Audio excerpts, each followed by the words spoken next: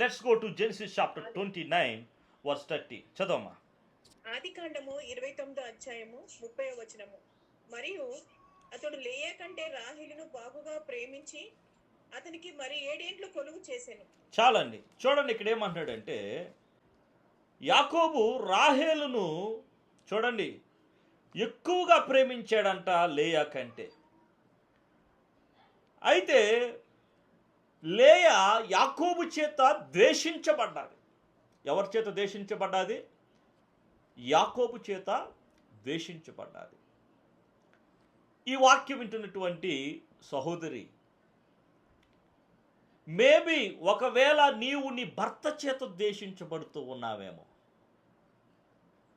నీ భర్తే నిన్ను ద్వేషిస్తూ ఉన్నాడేమో, నీ పిల్లలే నిన్ను ద్వేషిస్తూ ఉన్నారేమో, నీ భార్య నిన్ను ద్వేషిస్తుందేమో, నీ స్నేహితులే నిన్ను ద్వేషిస్తూ ఉన్నారేమో. ఈ వాక్యం వింటున్నటువంటి నా సహోదరి, ఈ వాక్యాన్ని చాలా జాగ్రత్తగా విను. దేవుడు నీతోనే మాట్లాడుతూ ఉన్నాడు. మనుషులందరి చేత ద్వేషించబడుతూ ఉన్నావేమో, ప్రేమను పంచుతూ ఉన్నా, సహాయము చేసినా నిన్ను మనుషులు ద్వేషిస్తూ ఉన్నారేమో. ఇక్కడ చూడండి, కట్టుకున్నటువంటి భర్తే లేయాని ద్వేషించాడు, రాహేలును ప్రేమిస్తున్నాడంట. ఇక్కడ బైబిల్ తెలియజేస్తుంది. చదవమా, దాన్ని చూస్తే ఏమంటున్నాడంటే 31వ వచనం.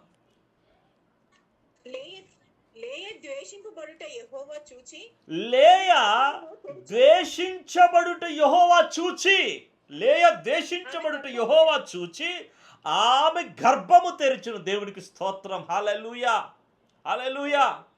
చూడండి ప్రియదేవుని సంగమా, మనుషులు నిన్ను ద్వేషిస్తున్నారు అని అంటే దేవుడు నిన్ను ప్రేమిస్తున్నాడని అర్థం.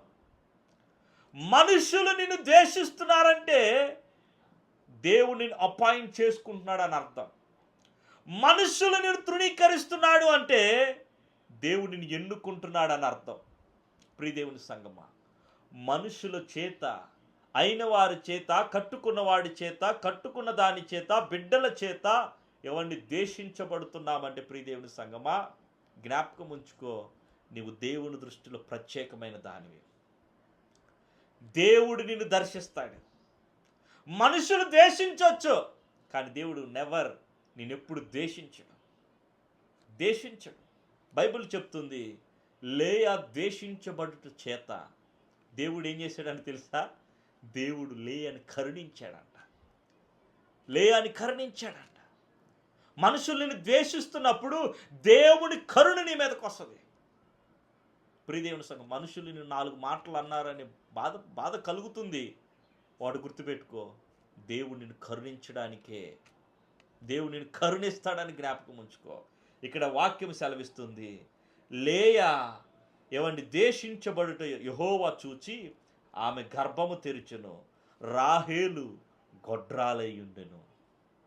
ప్రియదేవుని సంగమా, చూడండి, ద్వేషించబడినదేమో దేవుని చేత దీవించబడ్డాది, ప్రేమించబడినదేమో గొడ్రాలుగా ఉన్నది. ప్రియదేవుని సంగమా, ఈ లేయా ఎవరెవరిని కన్నదో తెలుసా? లేయా వరుసగా 4 బిడ్డలు కన్నది. మొట్టమొదటి కుమారుడు రూబేను, షిమ్యోను, లేవి, యోదా, 4 కన్నది. ప్రియదేవుని సంగమా, దేశించబడిన దానిని దేవుడు చూచాడు, దేశించబడిన దానిని దేవుడు జ్ఞాపకం చేసుకున్నాడు. మేబీ ఒకవేళ నీ యొక్క తోడుకోడలు నిన్ను హింసిస్తుందేమో, ఒకవేళ నీ అత్త నిన్ను ద్వేషిస్తూ ఉందేమో, లేకపోతే నీ యొక్క అన్నయ్య నిన్ను ద్వేషిస్తూ ఉన్నాడేమో, నీ సహోదరులే నిన్ను ద్వేషిస్తూ ఉన్నారేమో. దేవుడు నిన్ను జ్ఞాపకం చేసుకుంటున్నాడు. జ్ఞాపకం ఉంచుకో. తన అన్నలే యోసేపును గుంటలో వేశారు, కానీ యెహోవా యోసేపును చూచాడు. ప్రియదేవుని సంగమా, నిన్ను నా అనుకున్నటువంటి వారు నిన్ను గొయ్యలో వేస్తున్నారేమో, గొయ్యలో వెయ్యాలని చూస్తున్నారేమో, ఉరి కమ్మం ఎక్కించాలని చూస్తున్నారేమో. హామాను సిద్ధపరిచిన ఉరి కమ్మము మీద హామానే అక్కడ ఉరి తీయబడ్డాడు. ప్రియదేవుని సంగమా, నీ జీవితంలో గుంటలు తీస్తున్నటువంటి వారే, ప్రియ దేవుని సంగమా, వారే ఆ గుంటలలో పడతారు. యేసు నామమున నీ వెనకాల గుంటలు తీయువారు వారు ఆ గుంటలలో పడుదురుగాక నేను ప్రకటిస్తున్నాను. హల్లెలూయా. ప్రభు కృప మీకు తోడైయుండును గాక. ప్రభు కటాక్షం మీ మీదకు దిగివచ్చును గాక. లేయాని దర్శించిన దేవాతి దేవుడు ఈ రాత్రికాల సమయమందు మిమ్మును దర్శించును గాక, మీ బిడ్డలను దర్శించును గాక, మీ కుటుంబాలను దర్శించును గాక, మీ జీవితాలను దర్శించును గాక నేను ప్రకటిస్తున్నాను ఇన్ జీసస్ నేమ్. హల్లెలూయా, హల్లెలూయా. ప్రభు దర్శనం మీకు కలుగును గాక, ప్రభు కటాక్షం మీకు కలుగును గాక, ప్రభు కృప మీకు కలుగును గాక, ప్రభు దయ మీకు కలుగును గాక నేను ప్రకటిస్తున్నాను యేసుక్రీస్తు నామమున. ప్రియ దేవుని సంగమా, నీవు దేశించబడుతున్నావా? దేవుడు నిన్ను జ్ఞాపకం చేసుకుంటున్నాడు. ప్రతిదీ దేవుడు చూస్తూ ఉన్నాడు. ఈ వాక్యం వింటున్నటువంటి సహోదరి, దేశించబడుతున్నానని బాధపడకు, ప్రభు చూస్తూ ఉన్నాడు. అయితే ఏ ప్రజల మధ్య అయితే నువ్వు దేశించబడ్డావు, ఏ ప్రజల మధ్య అయితే తృణీకరించబడ్డావో, ఏ రాయి అయితే తృణీకరించబడిందో అదే రాయిని దేవుడు మూలకు తలరాయిగా మార్చే దేవుడు మన దేవుడు. ఏ మనుషులైతే నిన్ను తృణీకరించారో అదే మనుషుల మధ్య దేవుడు నిన్ను గొప్ప చేయడం మొదలు పెడతాడు. అదే మనుషుల మధ్య దేవుడు నిన్ను తలగా నియమిస్తాడు. అదే మనుషుల మధ్య దేవుడు నిన్ను ఏమండి పై వ్యక్తిగా ఆశీర్వదిస్తాడు.